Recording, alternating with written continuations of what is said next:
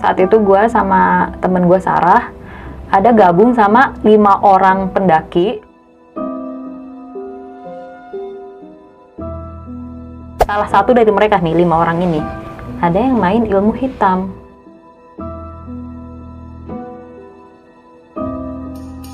Nah, efek dari ilmu hitam yang dia lakuin ini berimbas sama ceweknya. Kan ada nih, dia tuh pacaran kan. Sampai-sampai gara-gara ilmu hitamnya itu, dia ngelakuin hal nggak senonoh sama ceweknya di gunung.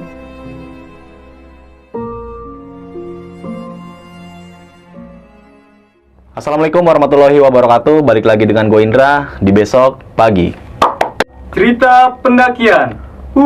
Oke, di segmen kali ini gue masih mendatangkan narasumber. Dan narasumber gue kali ini yang pastinya yang sering banget nonton konten-konten dari Besok Pagi, udah nggak asing nih. Pernah menceritakan pendakian horornya saat di Gunung Larangan, dan itu ceritanya epic banget. Oke, kita langsung aja nih siapa narasumber gue kali ini. Halo Fitri, apa kabar? Baik bang, gimana kabarnya? Sehat juga. Alhamdulillah sehat juga. Nah, di segmen kali ini lu ingin membawakan cerita pengalaman pendakian lu di gunung mana nih, Fit? Gunung Ciremai tahun 2018. Nah, buat teman-teman semua mungkin yang penasaran sama ceritanya Fitri waktu di Gunung Ciremai tahun 2018, lu simak nih video ini sampai habis karena di situ banyak banget pesan-pesan yang bisa lu ambil. Nah, jangan lupa juga di-subscribe Besok Pagi, like, comment, and share. Nyalain loncengnya supaya kalian juga tidak tertinggal nih video-video terbaru dari Besok Pagi. Oke, mungkin kita nggak usah berlama waktu lagi, kita langsung aja masuk ke ceritanya.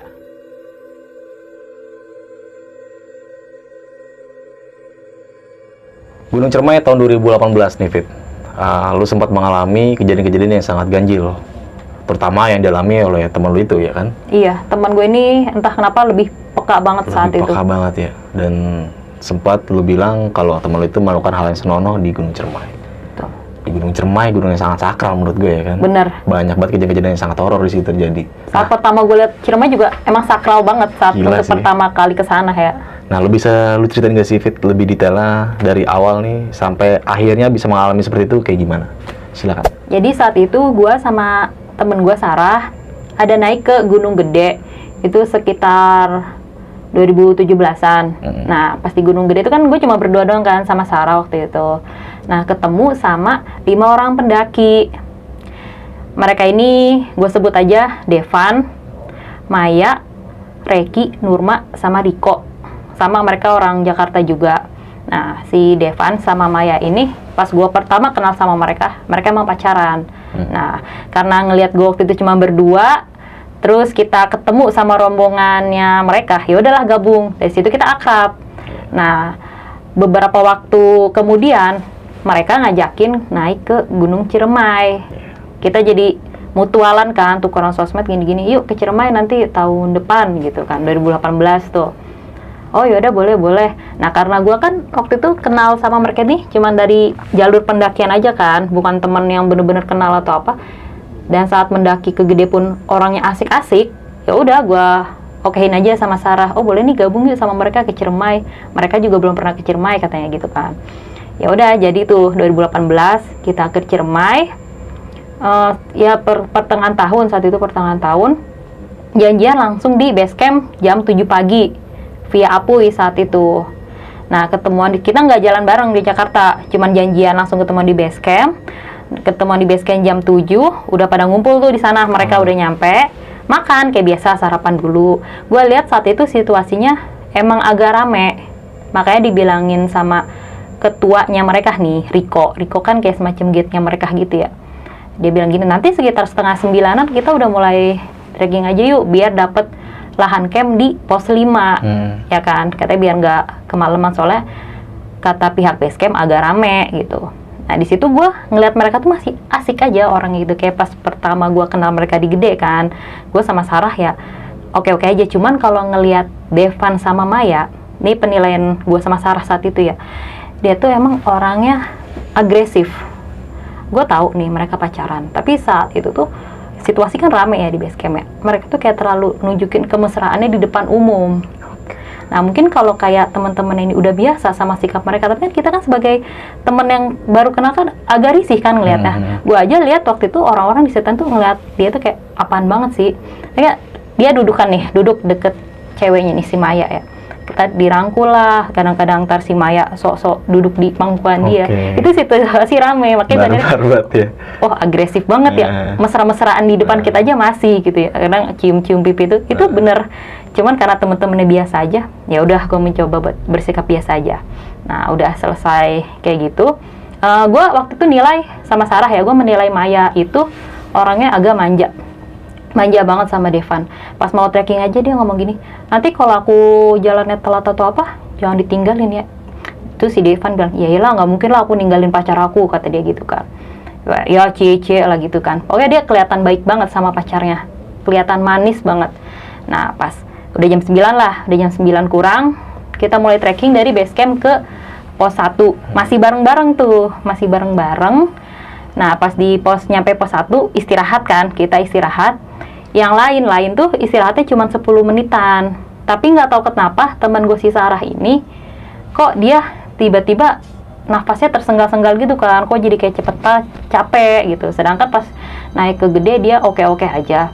Dia sampai bilang gini, kayaknya gue istirahatnya di sini agak lama deh, bisa sampai 20 menitan, gue nggak kuat soalnya nggak tahu kenapa. Gue udah latihan, udah latihan fisik apa, tapi napas gue tiba-tiba kayak, lu asma kali, kata gue gitu kan. Dia bilang sih, gue nggak ada asma sih. Ya udah, gue tungguin dia istirahatnya lama, dan mungkin karena kelamaan nungguin Sarah ya, yang lain-lain ini nih kayak si Devan, Maya, Nurma, Reki, sama Diko ini, ya 5 orang ini nih pengen duluan. Kalian kalau mau istirahat nggak apa-apa deh, sini aja, kita duluan ya gitu ya. Terus tuh kata gue, loh serius mau duluan? Nih temen gue masih capek loh, kita kan bareng-bareng, ditungguin aja bentar. Nggak, soalnya takut nggak kebagian lahan camp di pos 5, rame soalnya gitu kan. Oh yaudah deh, nggak apa-apa. Terus gue ditawarin sama Nurma, Fit kalau mau ikut bareng nggak apa-apa, tinggalin aja si Sarah mah, kata dia gitu kan. Terus juga bisa nyusul kok, orang jalurnya jelas. Gue udah mati, ya nggak mungkin lah gue ninggalin si Sarah, kan temen gue kan itu ya. Ya bagi mereka sih emang bukan teman mereka ya. Gue sempet kaget aja gitu kok mau pada duluan gitu. Kata si Riko gini nih gate-nya, ya udah deh kalau gitu si Reki sama Nurma tungguin bentaran gitu kan. Terus mereka kayak agak bete gitu tuh, agak bete. Ya udah deh kita ngikut sama Fitri sama Sarah gitu kan. Ya udah jadinya si Devan, Maya sama Riko duluan. Nah si Reki sama Nurma nemenin gue sama Sarah di bawah sambil nunggu dia bener-bener sehat si Sarah. Udah tuh langsung lah dari pos 1 trekking ke pos 2. Nah karena gue nggak tahu sebenarnya si Sarah ini sakit atau apa, cuman dia nggak bilang. Dia trekkingnya emang lama banget. Karena saking lama ini, dia 5 langkah berhenti. Jadi kayak kita tuh ngabisin air saat itu, karena kebanyakan berhenti kan. Nah di situ gue lihat si Reki sama Nurma tuh udah bete kan dia ya. Nah sampai di pos 2 tuh udah istirahat saking kecapeannya. Di situ si Sarah kayak nggak kuat lagi. Nah si Reki bilang gini, Sar, lu kalau sakit atau apa bilang aja, udah turun aja nggak apa-apa sendiri, si Fitri gabung aja sama gua gitu ya, bisa lah kalau sakit jangan dipaksain. Si Nurma juga bilang, iyalah nggak usah dipaksain kalau sakit kayak gitu. Tapi si Sarah ngotot sih, saat itu dia bilang, enggak, gua nggak sakit, gua cuman nggak tahu kenapa nih tiba-tiba napas gua susah diatur aja, pendek kan gitu-gitu. Ya udah, gua temenin lah, gua nggak mungkin tinggalin. Sampai akhirnya si Reki sama Nurma ini ngotot buat duluan, katanya mereka nggak mau ketinggalan sama teman-teman mereka gitu ya. Padahal kan istilah kata gue cewek berdua ya. Mungkin karena mereka ngelihat kita waktu itu di Gede cuma berdua, jadi ngeliatnya kayak kuat-kuat aja gitu. Sedangkan di situ kan cowok si Reki doang kan. Dan kata pihak basecamp kan rame ya, tapi di situ di jalur masih sepi sih saat itu, masih sepi. Nah karena gue lihat mereka udah risih karena lama nungguin si Sarah, ya udah si Sarah jadi bilang gini, yaudah nggak apa-apa suruh mereka duluan aja. Ya udahlah mereka duluan sampai akhirnya udah nyusulin teman-temannya itu. Nah karena kita agak lama kan tadi trekking, padahal cuma mau ke pos 2 ya, karena lama ya jadi agak ngaret juga gitu, bisa-bisa emang bakal sampai di atas maghrib kita sampai ke pos 5 kan. Nah pas udah bener-bener pulih si Sarah langsung lah gua, yuk kita naik lagi, udah mendingan belum gitu ya. Udah nih, ya udah kan jalan tuh, mau jalan ke pos 3 kan. Nah di situ tuh kalau nggak salah gue inget kayak ada semacam percabangan gitu. gue nggak tahu nih kan, gue baru pertama kali kan sama Sarah saat itu. Gue bingung nih mau pilih yang mana gitu kan. Kata gue, lihat aja yang ada jejak sepatunya. Tapi si Sarah kayak, gak usah deh, nunggu pendaki lain aja yang lewat, tadi pilih sebelah mana. Nah nggak lama tuh ada rombongan pendaki itu emang lewat. Mereka ambil yang sebelah kanan. Nah karena mereka ambil sebelah kanan, ya udah Sarah kita lewat situ aja, kata gue gitu kan. Nah ya udah tuh pas udah lewat ke sana, emang bener jalurnya situ kan banyak apa tadi ada yang lewat kan, ada yang lewat. Nah ada sekitar kayak sejam lebih lah ya, sejam lebih. Gue pelan juga kan saat itu. Nah nyamain si Sarah, gue ngeliat ada Maya di situ lagi duduk di sisi jalur Sendiri. Nah itu yang bikin gue aneh. Dia duduk sendiri lah. Gue langsung nanya dong gini, loh itu bukannya Maya ya? Gue bilang gitu ke Sarah, oh iya sih Maya. Lagi nunduk aja, lagi duduk nyender di pohon sambil nunduk gini aja diam ya. Gue panggil kan nih, Mai, tengok pelan gitu. Udah lemes, mukanya lemes. Gue liat waktu itu mukanya pucat, badannya mah agak dingin. Kata gue, loh lu sakit? Yang lain mana gitu ya? Terus si Mai bilang, gue ditinggal katanya gitu. Wah, loh, gila. Kok bisa? Kata gue gitu kan ya. Pasti lu ditinggal gara-gara lama ya. Soalnya si Sarah aja nih gak mau ditungguin sama si Reki sama Nurma, kata gue gitu ya. Dia cuma ngangguk doang gini. Gue liat di situ dia udah lemes banget kan, badannya dingin. Yaudah istirahat aja dulu, jangan dipaksain. Tapi yang bikin gue aneh adalah kalau misalkan dia dari tadi duduk di situ, pasti kan otomatis dia ini kan ketemu sama Reki sama Nurma kan. Nah gue tanya, lalu di sini emang gak papasan sama Reki sama Nurma? Dia duluan loh tadi, duluan jalan gitu ya. Nggak ketemu loh. Kok bisa nggak ketemu? Terus dia nanya gini kan, mungkin dia tadi pilih jalur yang sebelah mana kali, soalnya kan sama aja, kata si Maya gitu. Oh jadi sebenarnya jalur 2 itu sama aja, ngarah-ngarahin ke sana juga kan. Oh gitu, kata gue. Yaudah, gue suruh istirahat kan dia. Gue suruh istirahat, di situ dia nggak banyak ngomong. Tapi gue nggak mikir yang dia gimana gitu. Mungkin karena emang beneran capek kan. Nah nggak lama setelah itu jadinya gue bertiga, gue, Sarah sama Maya trekking tuh.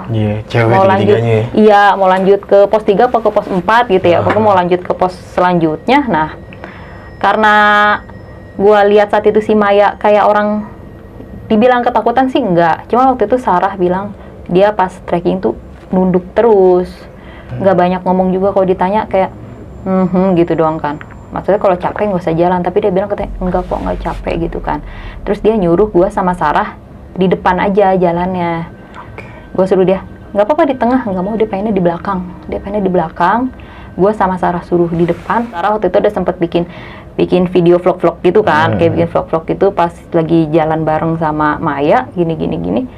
Emang kelihatan lemes banget tuh bocah kan. Nah, nggak lama dari arah belakang ada pendaki lain nyapa gue sama Sarah.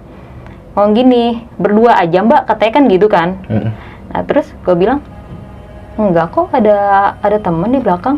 Nggak ada orang mbak di belakang kan, kata pendaki yang lain gitu ya. Nah pas gue nengok ke belakang, oh iya si Maya nggak ada, ini bocah ketinggalan apa gimana kan gitu ya. Pas gue liat, iya Maya kemana? Loh tadi kita bertiga loh bang, kan gitu kan. Terus ya udah mau gabung nggak? Apa temennya ketinggalan di belakang gitu?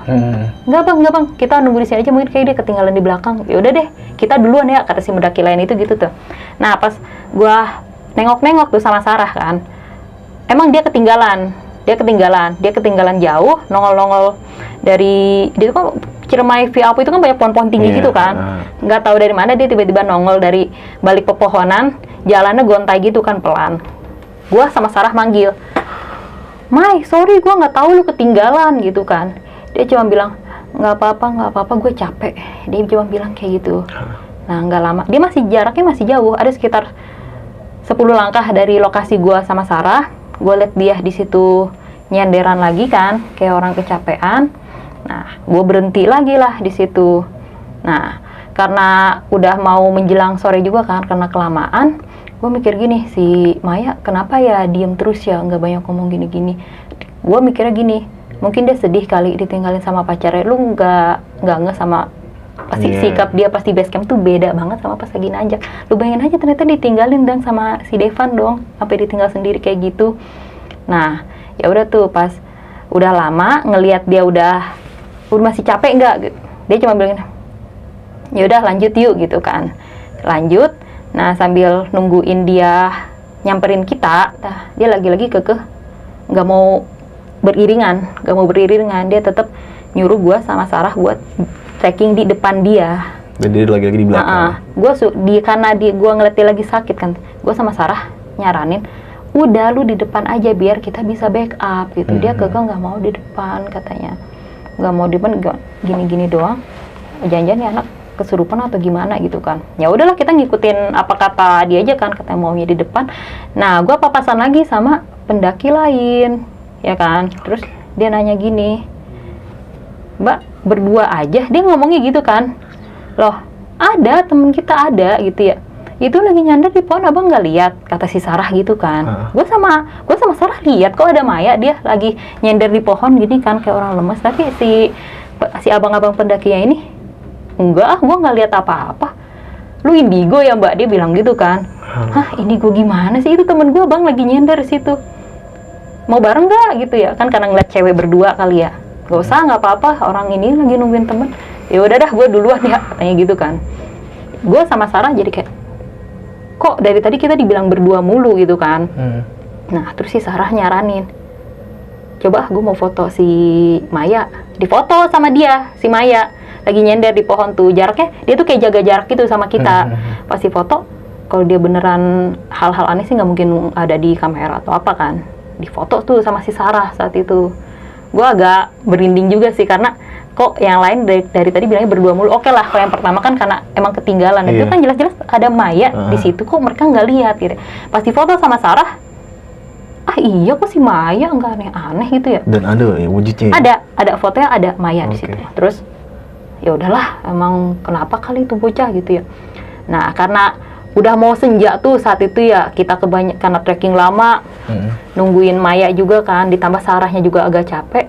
Gue mutusin buat sholat maghrib di jalur, karena ini sih bakal nyampe Isya sih, nyampe pos 5 kita.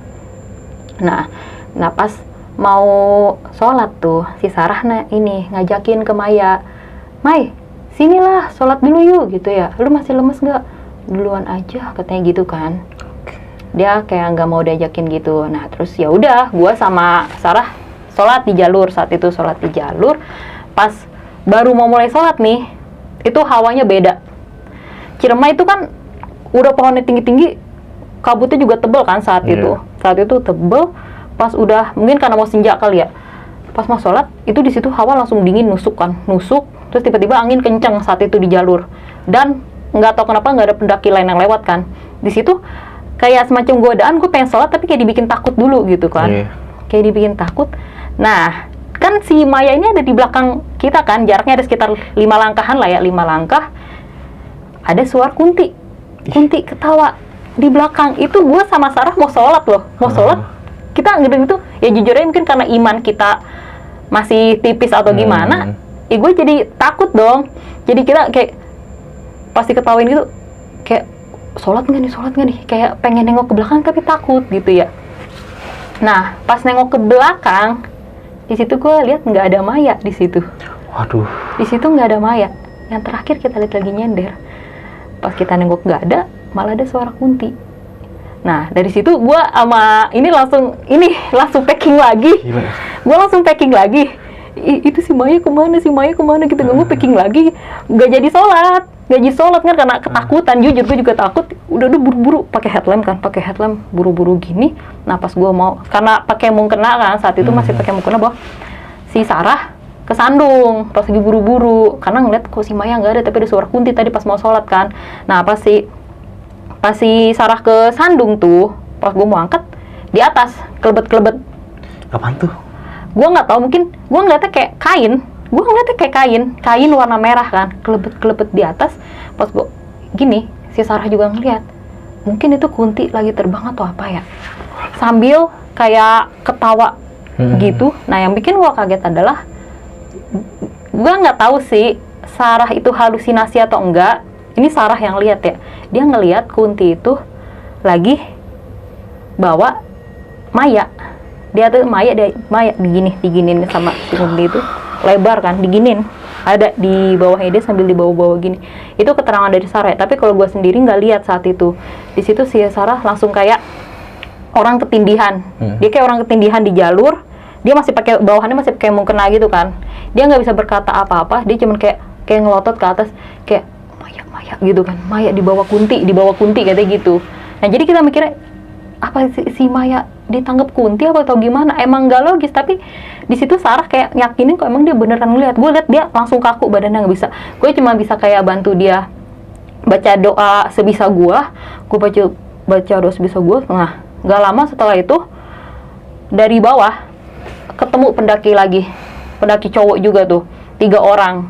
Di situ langsung ngedeket kita, nyamperin kita. Nah pas si pendaki ini ngedeket, kan badannya si Sarah sempat kaku tuh pas ngeliat tuh Kunti terbang bawa-bawa tubuhnya si Maya kan. Nah langsung tuh kayak hilang udah nggak ada gangguan lagi. Terus badannya bisa digerakin lagi tuh si Sarah. Pas bisa digerakin dia langsung bilang astagfirullahaladzim, lu lihat apaan? Ya udah tuh dia ngejelasin kan ke gue gini. Terus si abang, lah kenapa mbak pada tiduran di jalur? Enggak tadi ini teman gue ngelihat yang gitu-gituan, kata gue gitu kan. Ya ngeri sih ini soal maghrib udah ini juga, emang kan suasana kan gelap, udah mulai gelap kan.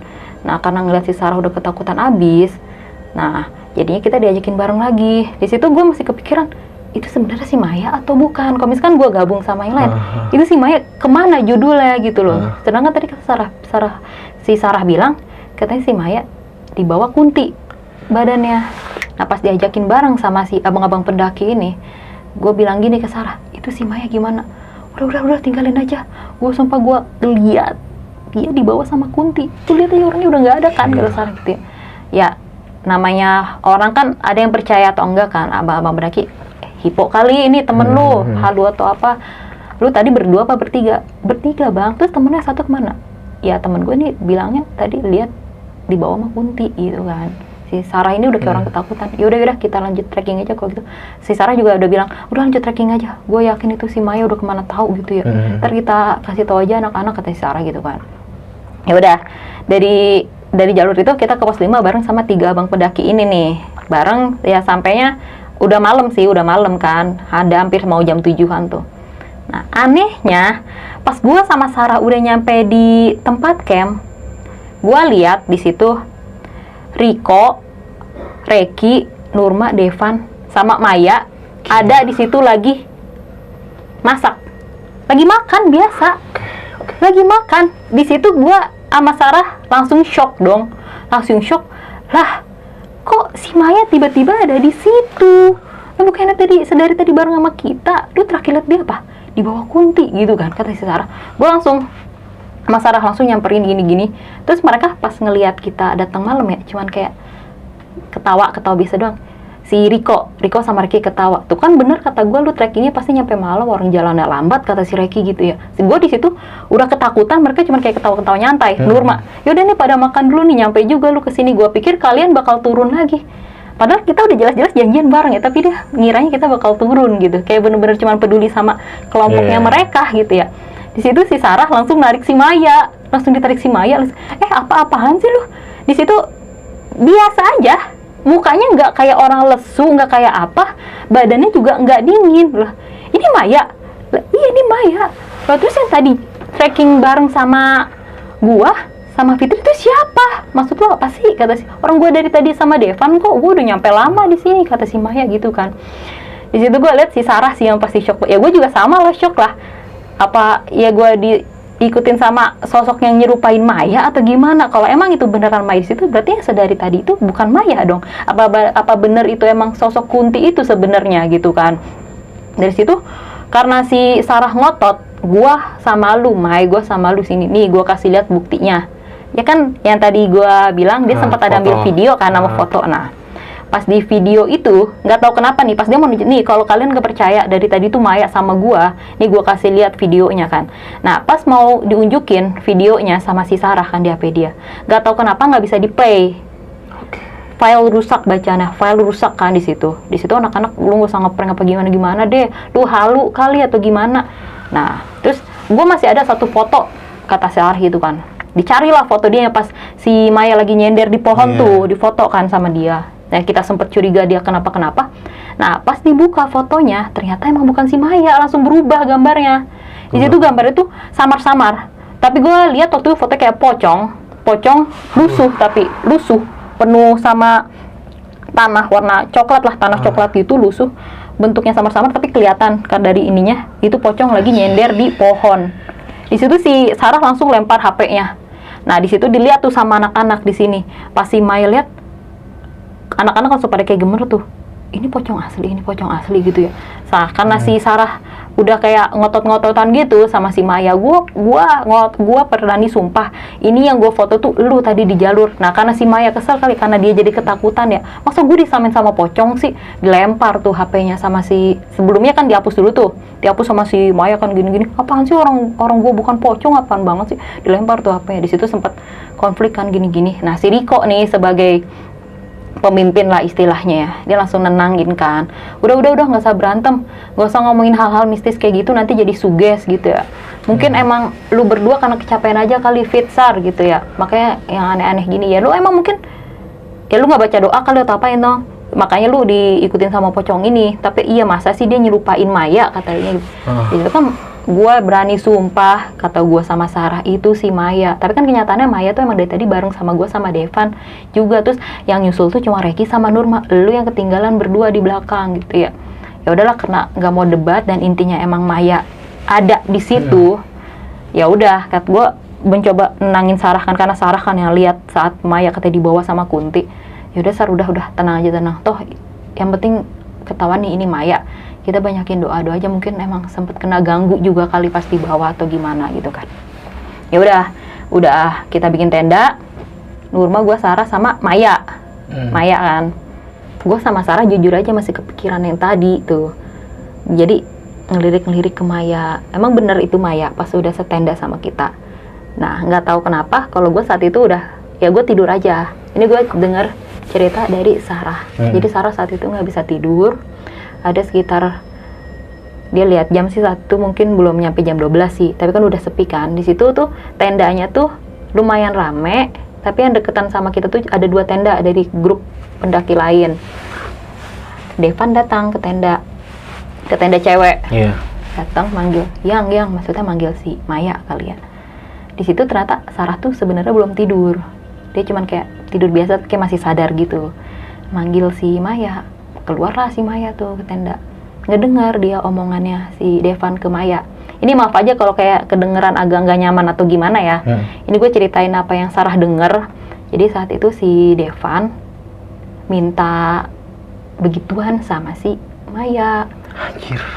Dia ngebujuk ini, yang yuk kata dia gitu, aku lagi pengen nih. Si Maya sempet nolak tuh di situ. Aku lagi head yang gitu. Dia bilang lagi head. Kata si gilanya Devan ini, gas aja kata dia gitu. Maya bilang dia lagi head. Devan pengen, dia ngajakin di semak-semak sekitar situ, karena kan nggak berani di tenda mungkin ya, takut ketahuan sama anak-anak atau gimana. Nah kata si Sarah sih, si Maya tadi kayak nggak mau. Kata, lagian aku lagi head juga gini-gini, Maya masa di sini sih. Udah nggak apa-apa, bentaran dong. Dia bilang saat itu, ya udahlah, cuman sebentar. Si Devan kayak ngebujuk-bujuk gitu kan. Nah akhirnya si Sarah saat itu denger kayak mereka ciuman, kayak ada suara-suara ini. Mungkin si Devan bikin si Maya ini dulu kali ya biar mau. Nah kedengeran tuh cium-ciuman. Si Sarah di situ masih pura-pura tidur aja, jadi kayak ngerasa canggung sendiri. Gak lama diajak keluar si Maya sama si Devan. Nah si Sarah di situ udah mikir, wah jadi nih anak nih mau diajakin kan. Nah nggak berapa lama, agak lama sih kalau kata Sarah saat itu, dia bener-bener belum tidur. Gak lama, ya udah mungkin mereka udah selesai ngelakuin, entah di semak-semak itu, mungkin yang semak-semak yang mereka maksud itu. Si Maya masuk lagi itu ke dalam, biasa kayak orang tidur gitu, nggak ada kejadian apa-apa. Di situ si Sarah kayak jadi canggung, mau negur tapi takut ketahuan kan ya, makanya dia kan ceritanya kan pas udahan ya kan. Nah barulah sekitar jam 2-an atau jam 3 tuh udah mau menjelang pagi, sedangkan kita mau summit itu kan niatnya mau jam 4:30 kan, summit puncak tuh. Si Maya tiba-tiba ketawa-ketawa di dalam tenda, kesurupan itu bocah kayaknya, ketawa-ketawa dalam tenda. Gua sama Ellen otomatis kayak langsung bangun dong. Si Maya kenapa lagi tidur? Ketawa kayak orang gila gitu ya. Nah abis itu nggak lama dia keluar tenda.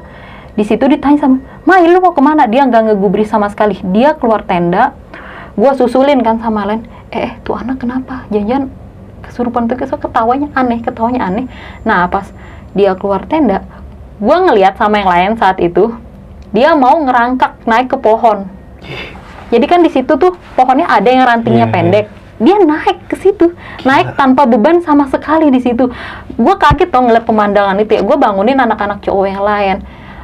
Tolongin itu si Maya naik ke pohon. Gue giniin kan tenda tuh sama yang lain. Kan karena kita bising, jadi ngeganggu yang lain juga kan. Yang lain ada yang keluar tuh, salah satu tuh. Apa sih tuh rame-rame di luar ya? Di situ kelihatan si Maya udah ada di atas pohon sambil nangis-nangis di situ. Terus kadang kedenger suara gini, tolongin Maya gitu kan. Nah pas dia lagi naik ke situ, keluar tuh si Riko sama Reki itu keluar. Di situ gue belum lihat Devan, di situ nggak ada Devan kan. Nah si Riko kaget dong, ini ngatasinnya gimana, gini kesurupan kok bisa sampai naik gitu sih. Orang dia naik ngerangkak sendiri ke pohon. Gue lihat, gue anak-anak cewek lihat yang ngerangkak nggak ada beban sama sekali, terus malah tiba-tiba ketawa nangis kayak gitu kan. Nah terus si Riko minta bantuan sama itu tuh grup pendaki yang pada keluar dari tenda lain gini, bang tolongin temen gue bang, ini ngatasinnya gimana gitu ya. Nah kebetulan tuh si abang-abangnya bisa baca-bacaan juga gitu, yang ngerti agama lah istilah kata ya. Dibantuin doa tuh sama si abang-abang itu tuh dari Majalengka deh kalau nggak salah dia.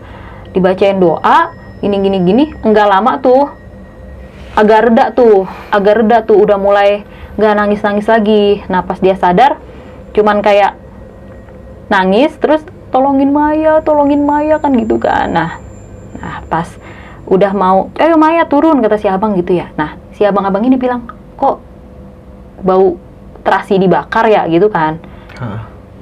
Ada yang bakar terasi nggak di sini kata si abang itu nanya ya. Terus pas kita gini oh iya sih ada. Yaudah bantuin temen lu turun dulu tuh. Si Maya nyuruh si Riko sama si Riki. Pas udah diturunin, kita lihat saat itu muka Maya kayak orang kecapean. Kita lihat pupil matanya tuh kayak emang masih agak gede. Gua dengar salah satu cewek di tenda sebelah ngomong, kayaknya masih agak setengah rasuk tuh, belum keluar semua gitu. Soalnya matanya masih beda gitu. Cuman gue coba sama Sarah buat nggak gubris. Dia dimasukin lagi ke tenda. Pas ditanya-tanya, ini Maya kan? Iya ini Maya kata gitu kan. Yaudah Maya istirahatnya, tidur dulu. Ditemenin sama, digabungin ke ini yang cewek tadi tuh yang pendaki lain. Nah situ si abang-abang yang ngebantuin itu gue lupa namanya. Dia nanya gini, siapa yang bakal terasi di sini katanya gitu kan. Ditanya, kalian gak pada nyium apa? Nyium sih. Ini sumpah sih ada yang jahil nih sama temen lu si Maya katanya gitu kan. Ya kali dia bakal terasi tengah malam-malam gini, emang sengaja kali mau bikin orang kerasukan apa gimana sih, apalagi manggil setan dia kan katanya gitu ya. Nah pas disitulah kita baru sadar, loh Devan mana? Di saat ceweknya kayak gitu Devan nggak kelihatan sama sekali. Sedangkan Sarah taunya Maya sama Devan habis berbuat kan. Cuman dia di situ masih keep silent, dia nggak mau cerita apa-apa. Nah terus dicarilah sama si Reki. Iya si Devan nggak ada di tenda loh. Tadi kita keluar cuma berdua doang sama si Riko. Nah pasti Devan lu di mana ya? Nah pas si Reki mau ke belakang tenda tuh, di situ tuh pas banget ternyata si Devan yang bakar terasi itu. Dia bakar terasi pakai pembalut bekas. Ada pembalut bekasnya. Ditanya dong, Devan lu ngapain gitu ya? Si Reki otomatis waktu refleks dia kayak mau ngejorokin ke jurang karena udah tahu kan. Lu maksud lu apa kayak gini? Karena rame kan bikin ribut.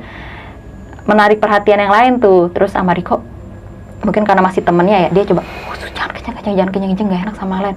Omongin pelan-pelan kata si Riko gitu kan. Gila lu. Terus si abang-abang yang ngebantuin ini nyamperin, abang lu ngapain bang kayak gini bang? Terus langsung tuh direbut sama si abangnya. Ini terasi sama pembalut bekas, lu bakar jadi satu buat apaan ini? Nah si Nurma ini ngeh kalau si Maya tuh lagi hate. Si Maya lagi hate. Pasti si Nurma penasaran kan, loh ini lu jangan bilang lu ngambil pembalutnya si Maya lah, lu maksudnya apa nih kayak gini nih? Kita sumpah jadi bertanya-tanya di situ apa yang dia lakuin. Tapi si Devan tuh kayak muka datar aja, kayak udah jelasin di dalam kata si Devan gitu kan. Gila. Terus kata si abang ini, sumpah sih teman lu pasti ada maksud nih kayak gini. Dia bilang gitu ke Riko. Yaudah bang nggak apa-apa, ini teman kita biar kita yang atasin. Tapi teman gue yang cewek tadi aman kan katanya. yaudah aman, ntar gue bantuin tenangin, lu selesain dulu tuh masalah lu sama temen lu ini, nggak bener dia katanya gitu kan.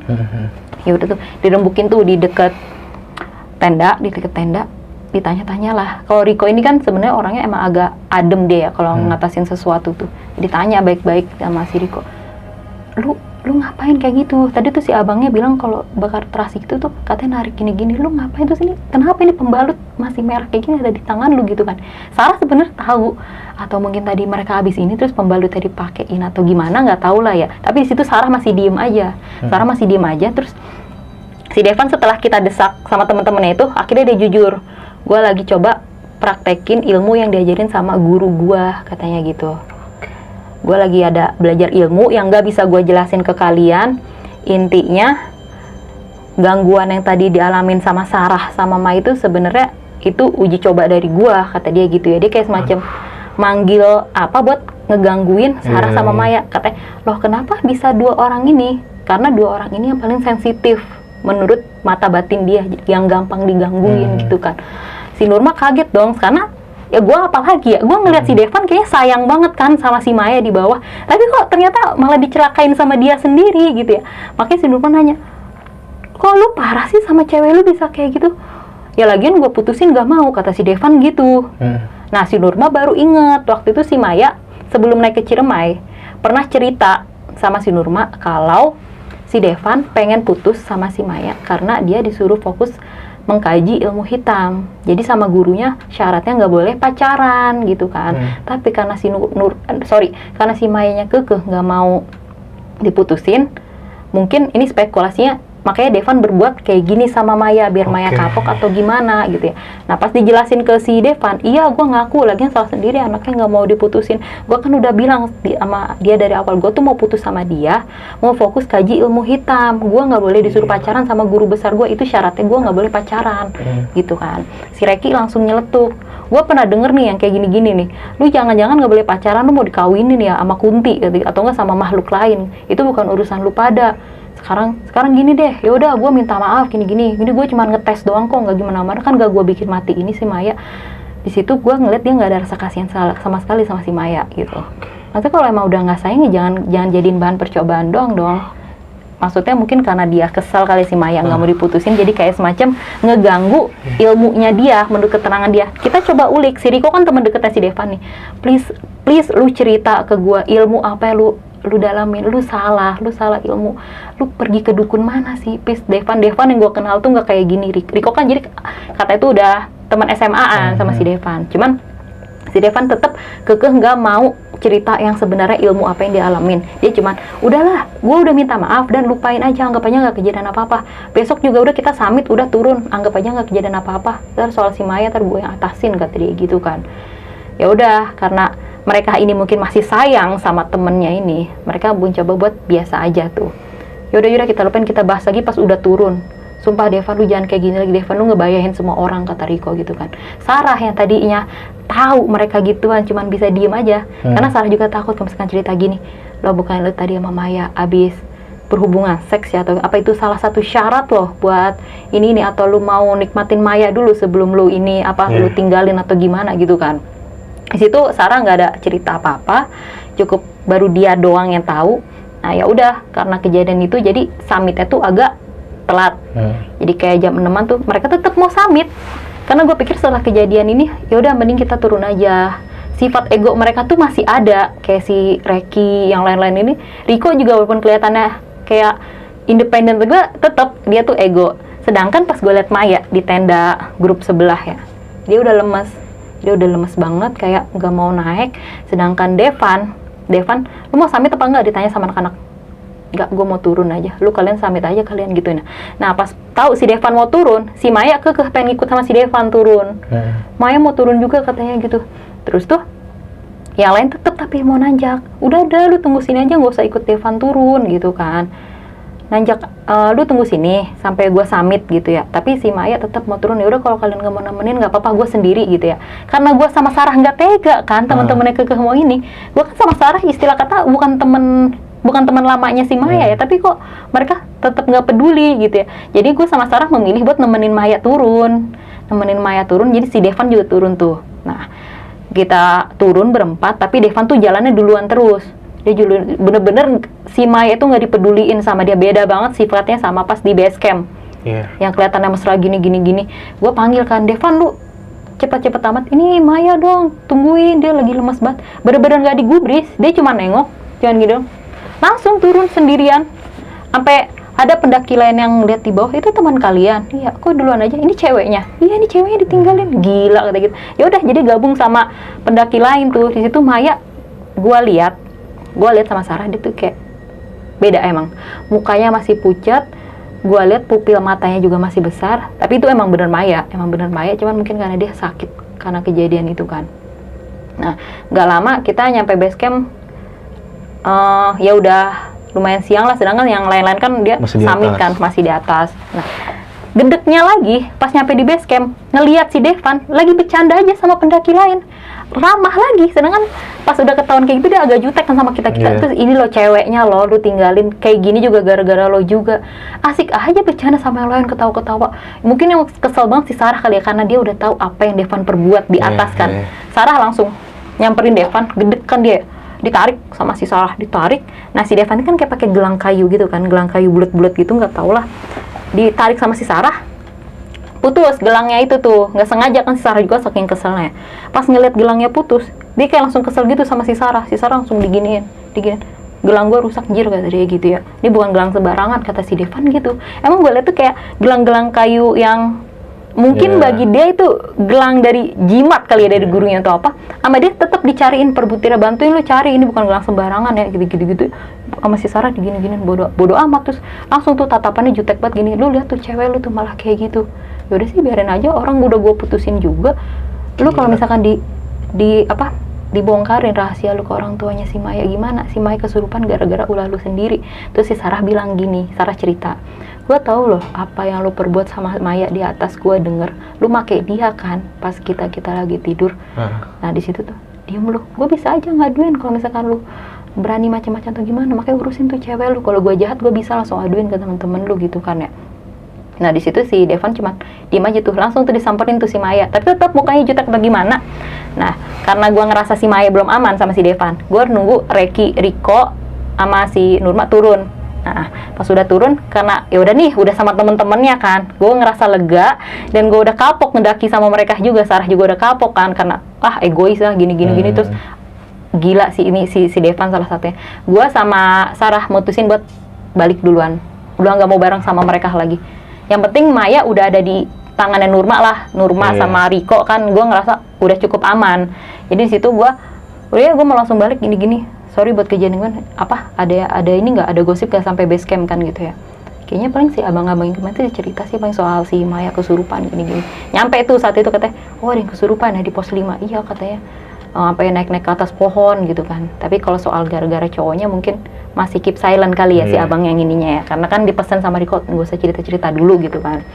Ya udah, gue ngerasa sama Sarah, udahlah biarin itu mah urusan mereka, kita cukup kapok, nggak usah naik sama mereka lagi, udah ketahuan bocah-bocahnya kayak gimana gitu kan. Nggak lama setelah itu kan, gue kan ada tuh ketekan WhatsApp juga kan sama mereka kan, ada grupnya juga. Seminggu setelah pendakian itu, katanya si Maya tuh nggak mau makan, ngerem mulu di kamar. Gue dapat kabar pertama kali dari Riko, ngabarin gue sama Sarah, Fitsar, PC saat itu, si udah tahu kabarnya Maya belum? Kenapa? Iya, dia balik dari Ciremai semenjak kejadian kesurupan itu. Beda, kata sering murung di kamar, nggak mau makan, maunya disuguhin melati sama kopi hitam gitu. Bapaknya cerita kayak gitu, katanya kalau dikasih nasi ini nggak mau, pengennya katanya kopi sama melati. Ya udah bapaknya nurutin kan, loh kok ini jadi kayak gini nih anaknya, disuguhin pas. Tapi kalau misalkan nggak mau ditungguin gitu, katanya nggak mau ditungguin, katanya tinggalin gitu ya, tinggalin. Nah diintip waktu itu katanya sama bapaknya, melatinya dimakan sama si Maya, dimakan terus diminum juga. Itu bapaknya aneh dong, nih anak kenapa. Nah inisiatif tuh katanya bapaknya manggil Ustadz. Nah pas dicek tuh enggak, sebelumnya ada cerita lagi nih dari Riko bilang katanya salah satu Maya ini kan ada pembantu juga tuh di rumahnya, kayak yang bantu-bantu pulang pergi gitu. Katanya ngeliat kadang yang di kamar tuh bukan si Maya, kadang Pocong, kadang Teh Maya katanya gitu. Jadi kayak setengah ngikut gitu mungkin ya, kayak masih ngikut. Nah, pas udah dipanggil sama Ustadz, pas diobatin gini-gini, dia udah nggak mau makan katanya seminggu, pengen makannya melati sama kopi hitam gitu ya. Kata Ustadz ya, ini bukan sepenuhnya maya, raganya masih dirasukin sama penghuni gunung ini. Ini perlu dilakuin ritual lagi. Maya perlu diajak ke Ciremai, minimal ke kakinya, buat didoa-doain lagi. Soalnya pas kerasukan itu setengah jiwa itu belum balik. Jadi yang ada di situ itu bukan maya, itu keterangan dari Pak Ustadz, itu bukan maya, perlu dibawa lagi ke sana, jalan satu-satunya gitu ya. Nah, ya udah orang tuanya nanya dong sama endegengnya itu, emang si Maya ngalamin apa sampai kayak gini gitu kan. Riko yang buka suara gitu. Riko buka suara, ini dia ceritain semua ulahnya Devan. Dia ceritain semua ulah Devan, ini bermula dari Devan, dan karena Sarah juga gedek kan, ternyata kita pikir tuh udah beres, ternyata enggak. Nah, Sarah cerita soal dia mesum di gunung itu. Dia cerita ke Riko. Dia Riko yang sampein ke orang tuanya Maya kan. Nih, gue ceritain ya, pasti PC tuh. Si Devan tuh sebelum itu tuh udah ngajakin, itu si Maya lagi head loh. Dia tetap mau pakai gini-gini itu. Itu segitu udah bejat sih menurut gue. Cuman maaf ya, saat itu gue cuman bisa dengerin doang gitu, nggak berani ngelarang atau apa, karena gue juga mikirnya gimana ya, takut juga gitu loh, kayak takut urusan privasi atau apa, mungkin salah juga gue waktu itu nggak ngelarang mereka gitu kan. Nah, Riko cerita jadinya sama orang tuanya Maya, ya gimana, dia udah nggak ada kewajiban buat jaga nama baik Devan, karena ini efeknya sampai kayak gini loh, nih si Maya nggak sembuh loh segini tuh ya. Ya udah, jadi menurut kabar dari Riko, gue sempet jengukin Maya juga, ikut penasaran gue kenapa tuh, emang sana kayak orang kayak orang setengah nggak hidup, jadinya diem mulu, diajakin ngomong nggak ngerespon, cuman mau makan kopi sama melati doang. Nah, pas udah denger cerita Devan kayak gitu, orang tuanya sih katanya nyamperin ke ini, orang tuanya Devan. Orang tuanya si Maya itu sampai sumpah serapah, ini anak gua begini gara-gara anak lu, katanya gitu ya. Lu harus tanggung jawab gini-gini. Tapi orang tuanya Devan juga ngotot, gak mungkin anak saya kayak gitu, gini-gini. Orang mungkin karena di keluarga Devan tuh terkenal agamanya kuat gitu ya, kayak nggak mungkin gini. Pas diceritain kalau anaknya ini ikut ilmu hitam, ini Riko ceritakan, kamu jangan ngada-ngada Riko, kata orang tuanya gitu kan. Udahlah, intinya gini, ini si Maya kayak gini gara-gara anak bapak, cerita dari Riko kan. Ya udah, karena didesak-desak, orang tuanya Devan ikut pas ritual buat balikin jiwanya si Maya ini, dibawalah ke kaki Ciremai itu. Endegengnya ikut, tapi gue sama Sarah enggak, karena gue nggak harus ada kewajiban buat itu juga kan. Gue sama Sarah cuman nunggu kabar dari Riko aja gimana. Kata Riko sih lumayan lancar juga, dibantu sama sesepuh di situ. Caranya gimana dia nggak jelasin, tapi dibantuin sampai ini bener-bener pulih. Nah, pas saat di situ Devan nggak ada sama sekali. Ditanya sama orang tuanya, Devan ini Devan nggak ada ngaku. Cuman si Riko nyaranin gini ke orang tuanya Devan, coba Bu, sesekali lihat di kamarnya Devan ada barang-barang klinik atau aneh enggak.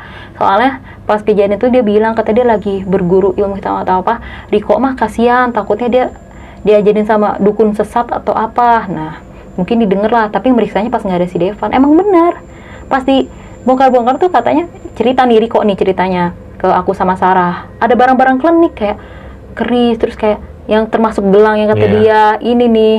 Di situ orang tuanya langsung kaget dong, ditanya-tanya tuh katanya. Tapi mungkin Devan nggak ngegubris, dia katanya ya udah, dia ngekos sendiri katanya, nggak mau diganggu sama orang tuanya. Nah, sedangkan gue sama Sarah ngerasa udahlah, ini Maya udah bener-bener sembuh, kita nggak usah tahu urusannya Devan atau temennya atau gimana. Gue udah cukup tahu aja sebenarnya sama endegeng ini, udah kelihatan orangnya juga ternyata sebenarnya nggak asik atau gimana. Yang penting intinya Maya udah bener sembuh, kita pastiin kondisi Maya aja, gue bilang gitu kan ke Sarah. Ya udah, jadi akhir dari situ gue udah nggak terlalu kepo lagi soal Devan. Tapi terakhir info dari si Riko, karena udah ketahuan sama orang tuanya kan main-main kayak gitu, dia juga tetap nggak mau jujur pas ditanya sama orang tuanya. Ya udah, dia katanya lebih milih udahlah mau ngekos aja, katanya nggak mau diganggu gitu. Tapi pada intinya si Maya ini sampai sekarang udah kembali pulih lagi. Udah kembali pulih lagi. Dia balik di Ciremai itu langsung kayak aneh itu semingguan emang kata itunya. Gokil. Sampai kelihatan kadang jadi pocong katanya kalau malam, kata pembantunya ya. Pokoknya semua yang gue cerita ini dapat dari Riko saat itu. Oke, thank you buat nih Fitri. Kita ulas tentang perjalanan pendakian lo mungkin di segmen evaluasi.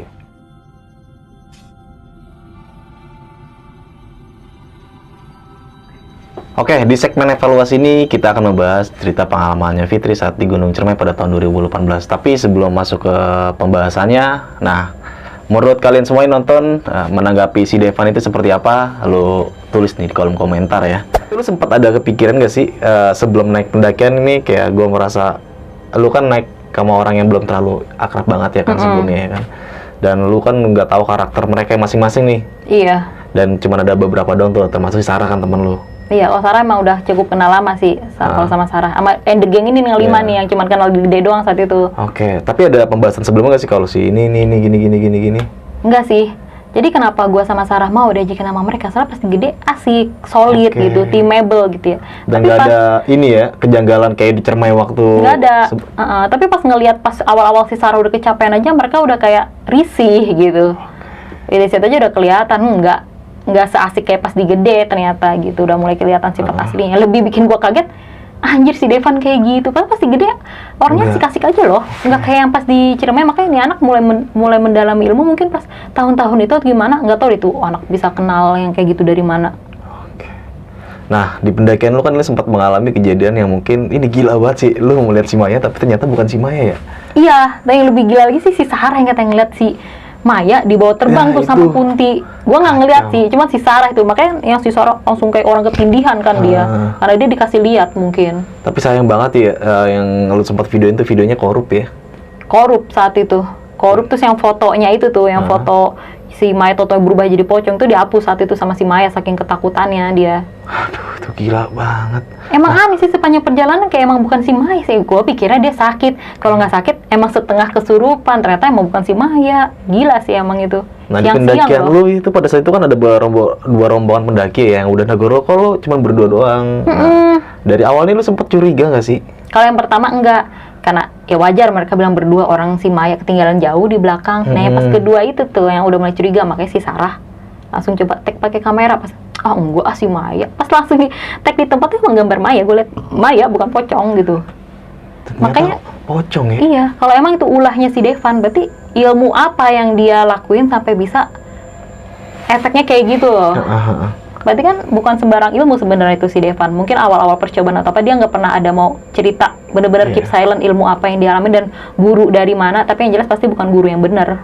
Nah, ada 3 pendaki yang nolongin lu nih saat lu mengalami situasi yang sangat crowded dan ketakutan sangat parah banget kan. Termasuk si Sarah itu. Yang waktu dia ngelihat si Maya digendong sama kuntilanak ya. Iya, yang pas mau maghrib itu. 3 pendaki ini gimana responnya, Fit? Lu kan menceritakan langsung kejadian di tempat itu ya kan? Oh, di situ Maya enggak cerita langsung dia masih kayak ketakutan diem. Dia cerita ke gue. Terus kalau yang emang salah satu dari 3 pendaki ini ada ngedengar, tapi dia nganggapnya apa? Temen lu halusinasi kali, gini ngeri. Jika udah mending langsung najak aja biar langsung panas atau gitu. Mereka mikirnya gitu aja sih. Karena pas ada mereka emang gak ada apa-apa. Pas mereka datang tuh kayak udah biasa aja suasananya.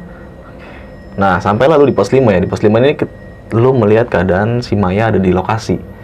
Ya pasti shock lah. Gue juga kalau ngalamin kayak gitu ya, anjir kok ada dia. Iya udah gitu anaknya baik-baik aja, nggak kayak pas di truk kelihatan capek, lemes, dingin. Enggak, biasa aja ketawa-ketawa sama yang lain. Kaget nggak lu itu kayak gitu? Iya kaget lah. Situasi pos 5 pada saat itu benar-benar rame. Nggak terlalu rame sih, tapi ada beberapa tenda yang lain juga, 2 atau 3 gitu. Selain tenda kita. Devan sih ya, gue di sini nggak bisa menyikapi tentang si Devan ya. Menurut gue tuh Devan emang udah di blacklist lah dalam kehidupan ya. Parah sih, makanya gue juga kaget. Kayak binatang banget sifatnya. Pasti gede nggak kayak gitu loh. Atau mungkin karena baru ketahuan sifat aslinya, atau gimana nggak ngerti dia berani kayak gitu. Nah, kan lu sempet ditolongin sama abang-abang nih, yang nolongin si Maya saat kesurupan tuh. Nah, respon dari pendaki-pendaki lain yang ngeliat lu keadaan di situasi malam itu gimana tuh, Fit? Oh, kalau pendaki lain nilainya, kesurupan biasa atau gimana tuh, baru bisa naik pohon kayak gitu-gitu kan. Tapi nggak tahu soal Devan ada di belakang itu loh. Mungkin si abang pendaki ini mungkin tahu ya dari sikap Devan yang bakar terasi itu. Cuman dia ya udah kan dipesan sama Riko, yaudah nggak usah bilang-bilang, kasihan teman gue gini. Biar ini teman gue yang ngatasin gitu. Yang penting teman gue yang cewek udah beres. Udah dipesan sama Riko gitu. Masih bingung nih, kenapa sih harus bakar terasi? Kalau keterangan dari si abang-abang ini yang nolongin si Maya, kan pas dia nyium bau terasi, gila ada orang bakar terasi di gunung. Itu bau terasi itu ngundang makhluk-makhluk halus. Oh, gitu. Kalau keterangan, makanya gue juga tahu hal itu dari si abang-abang ini. Makanya dia pas nyium bau, anjir siapa nih berani bakar terasi malam-malam di gunung. Jadi bau terasi itu disukai sama makhluk-makhluk halus. Oh, jadi dia kayak ngundang gitu ya. Oke. Nah, maksud dari si Devan ini bakar terasi sama pembalut bekas si Maya itu apa itu? Sempat ada penjelasan lebih detail lagi nggak sih? Nah, itu ditanya sama Nurma sama yang lain kan. Maksud tuh apa gini-gini, dia nggak ngejelasin, cuman ini katanya bagian dari percobaan ilmu dia gitu. Syaratnya harus kayak gitu. Makanya si Sarah kepikiran jangan lu pakai Sunurma buat salah satu syarat itu lagi gitu. Tapi ada nggak sih di cerita lanjutnya lagi kalau si Maya itu pengen dijadiin tumbal sama si Devan ini? Kayak gitu nggak sih, Fit? Kita sih nggak nangkep sampai jadi tumbal sih. Cuman mungkin kayak semacam dikasih pelajaran atau gimana, mungkin sama si Devan kali ya. Atau makanya nih yang jadi pertanyaan ini sebenarnya ilmu apa sih? Kita juga belum tahu nih ilmu apa yang Devan alamin sampai harus bikin anak orang jiwanya setengah rasuk gitu. Dan gak ada info lanjut lagi tentang keberadaan Devan dan kondisi Devan sampai sekarang. Mungkin kalau Riko tahu kali mungkin. Sedangkan kalau gua sama Sarah kan memutuskan buat udah gak usah berhubungan sama anak-anak toksik ini gitu ya. Oke, dan lu close friend aja gitu. Close friend udah cukup tahu sama anak-anak, apalagi wah Devan gila sih. Cuma terakhir info dari Riko gitu, katanya tuh anak ngekos sih, misal semenjak ketahuan sama orang tua nyimpen benda-benda klinik kayak gitu. Nggak tahu tuh gurunya siapa. Oke, ini gue nggak bisa menyikapi lebih banyak lagi karena banyak banget pesan-pesan yang tersirat ya di cerita lu ini. Terutama lu bagaimana yang menonton ini menyikapi sifatnya Devan dan beberapa karakter-karakter pendakian lu pada saat itu ya. Dari egoisnya dan segala macamnya. Mungkin teman-teman harus menyimak, yang sudah menyimak video ini sampai habis tahu lah ya. Oke, Nevit, mungkin gue nggak berlama-lama tentang pembahasan lu ini ya. Nah, lu punya pesan-pesan nggak sih buat teman-teman semua yang nonton kayak gimana? Pesan gue sih kalau gue ilhami dari pendakian yang saat itu ya, namanya kita naik sama orang baru, mendingan kita harus kenal dulu deh karakternya sebelum naik dulu. Karena infonya kan kalau orang tuh sifat aslinya kelihatan pas di gunung. Yang kelihatannya asik-asiknya ternyata enggak kan.